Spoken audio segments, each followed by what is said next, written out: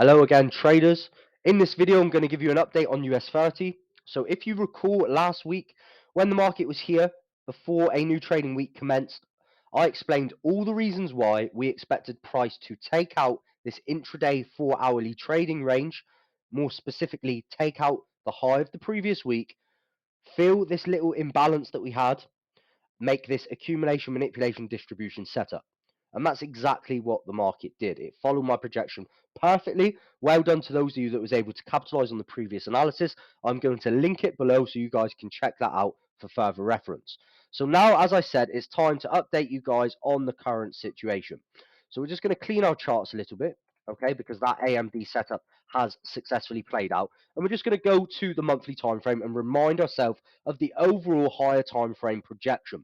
Now, I've obviously made this projection a number of times, but we will quickly recap it. So from a monthly perspective, we've had a very, very important shift in market structure. We had a market which was bullish, okay, making a series of consecutive higher lows and higher highs. Then from the significant high at 37k, the market made a bearish impulsive move to the downside. Now, this is a bearish impulse, not a retracement, because the market broke below the previous higher low. This was the last higher low that pushed the market to the upside. So the fact that we broke below this low gave us a change in structure, a market structure shift from a monthly perspective. After the monthly impulse and the new lower low, as we would expect, the market provided us with a retracement. And now we're expecting to see the continuation to the downside and the market complete this monthly impulse correction continuation pattern. If we take our Fibonacci from the high to the low of the monthly bearish impulse, we can see that the market retraced into the 0.786. We spiked through the 0.786, then broke back below with this manipulation move, and now the market is making that move to the downside. Now, if we take our fib from the high to the low of the corrective move, we can identify a potential downside target according to the Fibonacci extension. Our downside target is the minus 0.272, which, as you can see, aligns very nicely with the psychological level of 27k, and it also aligns very nicely with this horizontal level of structure in the market, which is previous resistance, broke to the upside, support. Okay, now this is also an unmitigated level of demand from a monthly perspective, again it giving us a level where the market should get attracted into. So we are bearish here from a monthly perspective. We go down to the weekly, and what we can identify from a weekly perspective, beautiful price action during this corrective move. Okay, monthly impulse, weekly correction. During this corrective move, the market began to consolidate. Okay, we had this weekly consolidation all across this area. Now, residing above the weekly consolidation highs was buy stops. Residing below the weekly consolidation lows are the sell stops. Now, as you can see here, we had this beautiful weekly manipulation to the upside. This manipulation to the upside took out all of the buy stops that were residing above this high. So we had the sweep to the upside, then we had the break back down. So now we're looking for that distribution phase and the market, as I said, to take out the sell stop, the sell side liquidity residing below this level. So as you can see, at the moment, the market's following that overall monthly projection quite nicely. So this very clearly gives us a bearish sentiment, a bearish bias from a higher time frame perspective.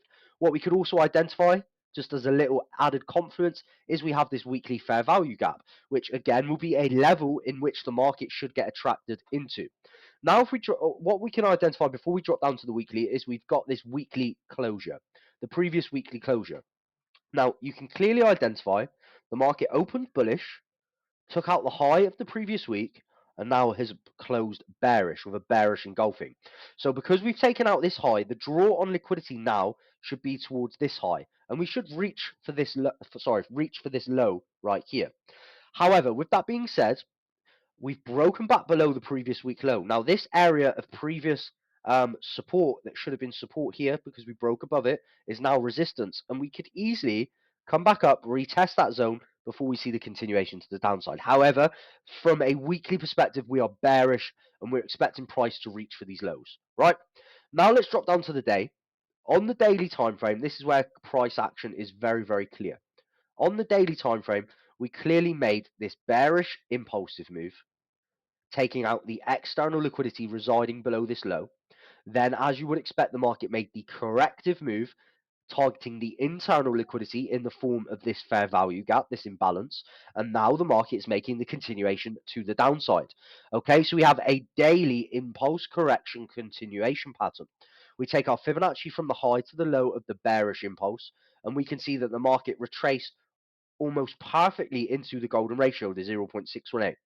We came into the 0.5 Fibonacci here, and we started to reject the zone. This is when sellers got induced into the market. Then we got the stop hunt to the upside, which is that 4-hour AMD setup, which I've already explained. Then we've got the break back below. Okay, now this is a very important shift from a daily perspective, because we went from a daily corrective trend to a daily bearish continuation trend, and we have broken below this structure.